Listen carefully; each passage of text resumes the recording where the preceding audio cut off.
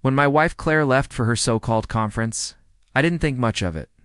She was a corporate trainer, always flying out to different cities, meeting clients, and attending events. I trusted her completely. She kissed me goodbye, suitcase in hand, and promised to call every night. But the calls were short, vague, and filled with excuses about late dinners with colleagues. Something in my gut told me something wasn't right. Still, I brushed it aside, convincing myself I was being paranoid. She came back 5 days later, glowing. Her skin looked radiant, her smile wider than usual, and she seemed almost giddy. Expected her to be exhausted, maybe even jet-lagged. But she came through the door like someone who had just been on vacation, rather than at a grueling work event. She wrapped her arms around me, kissed me a little too eagerly, and started talking about how productive the conference had been. My doubts grew stronger. Over the next week, I noticed subtle changes. Claire was suddenly protective of her phone, always placing it face down on the table. She started going to the gym more often, buying new clothes, and even wearing perfume to work from home. These little things piled up, but I stayed quiet. I told myself, if something is going on, the truth will reveal itself. And it did, but in a way I never expected. 2 weeks after she returned, Claire mentioned she wasn't feeling well. She complained of nausea, fatigue, and even joked that maybe she had picked up a bug at the conference. I suggested she see a doctor, and surprisingly she agreed. It office stress, but deep down, I knew there was more.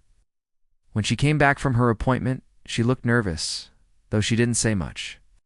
A few days later, an envelope arrived in the mail. Her lab results. Claire wasn't home at the time, and curiosity got the better of me. I opened it, expecting something minor, but what I saw froze me in place. The tests confirmed she had contracted.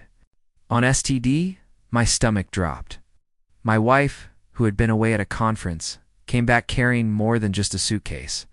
When she walked in that evening, still smiling, I was sitting at the kitchen table with the results in front of me. She froze when she saw the paper. Color drained from her face, and her glowing smile vanished instantly. "Where did you get that?" she stammered. My hand shook, but my voice was calm. "It came in the mail." "Care to explain?" Her excuses spilled out. Nonsense about public bathrooms, bad hygiene at hotels, maybe even contaminated food. I didn't buy a single word. Finally, when she realized the lies weren't working, she broke down. Tears streamed down her face as she confessed. The conference was nothing but a weekend getaway with a man she had met months ago, and my chest tightened, and for the first time in years, I felt truly betrayed.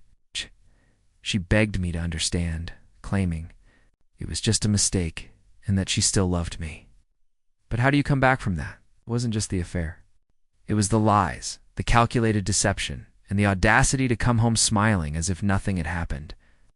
I sat there in silence, watching the woman I once trusted try to patch together a broken marriage with empty words. That night, I packed a bag.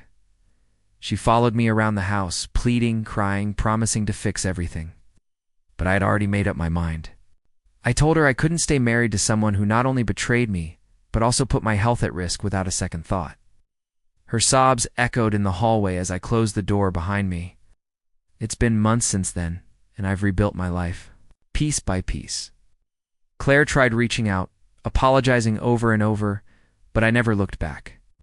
The image of her glowing after that conference, only for the truth to shatter everything, still lingers in my mind. And if there's one thing I've learned, it's this.